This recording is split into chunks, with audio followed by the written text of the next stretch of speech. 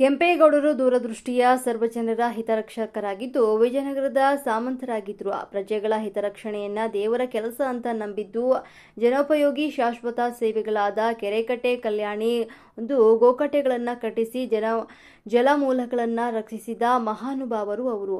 ತಾಲೂಕಿನ ನ್ಯಾಯಾಲಯದ ಆವರಣದಲ್ಲಿ ವಕೀಲರ ಸಂಘದ ವತಿಯಿಂದ ಕೆಂಪೇಗೌಡರ 175ನೇ ಜಯಂತಿಯನ್ನು ಅದ್ದೂರಿಯಾಗಿ ಆಚರಿಸಲಾಯಿತು.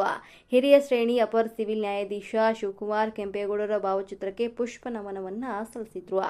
ವಕೀಲರ ಸಂಘದ ಉಪಾಧ್ಯಕ್ಷ ರಾಜಯ್ಯ ಮಾತನಾಡಿ, 16ನೇ ಶತಮಾನದಲ್ಲಿ ವಿಜಯನಗರದ ಸಾಮಂತರಾಗಿ ಸ್ವಾಮಿ ನಿಷ್ಠೆ, ಧರ್ಮದ ಆಚರಣೆ, ಎಲ್ಲಾ ಸಮುದಾಯಗಳ ಅಭಿವೃದ್ಧಿಗೆ ಶ್ರಮಿಸಿದಂಥ ಮಹಾನುಭಾವರು ಕೆಂಪೇಗೌಡ ಕುಶಲಕರ್ಮಿಗಳ ಏಳಿಗೆಗೆ ಒತ್ತು ನೀಡಿದರು. ಸ್ವಾರ್ಥ ರಹಿತ ಜನಸೇವಕರಾಗಿದ್ದಂಥ ಕೆಂಪೇಗೌಡರ ಕಾಲದಲ್ಲಿ ನೂರಾರು ಕೆರೆಕಟ್ಟೆ, ಕಲ್ಯಾಣಿ, ಗುಡಿ ಗೋಪುರಗಳ ನಿರ್ಮಾಣ, ಕೋಟೆ ಕೊತ್ತಲಗಳ ಅಭಿವೃದ್ಧಿಗೆ ಶ್ರಮಿಸಿದ್ದಾರೆ ಅಂತ ಹೇಳಿದರು. ಈ ಸಂದರ್ಭದಲ್ಲಿ ವಕೀಲ ನಾರಾಯಣಸ್ವಾಮಿ, ಎಚ್ ಬ್ರಹ್ಮಾನಂದ, ರಾಮಚಂದ್ರಯ್ಯ ಮತ್ತು ಎಎಸ್ ಸಿದ್ದರಾಜು, ವಿಎಲ್ ನರಸಿಂಹಮೂರ್ತಿ ಮತ್ತು ಹೇಮಮಾಲಿನಿ ಮತ್ತು ಲಕ್ಷ್ಮೀ ಪ್ರಸಾದ್, ಭಾರತಿ, ಲಕ್ಷ್ಮೀ, ಕವಿತಾ, ಕಾವ್ಯ, ನಾಗೇಶ್ ಸೇರಿದಂತೆ ಎಂಎನ್ ರುದ್ರೇಶ ಮತ್ತಿತರರು ಹಾಜರಿದ್ದರು.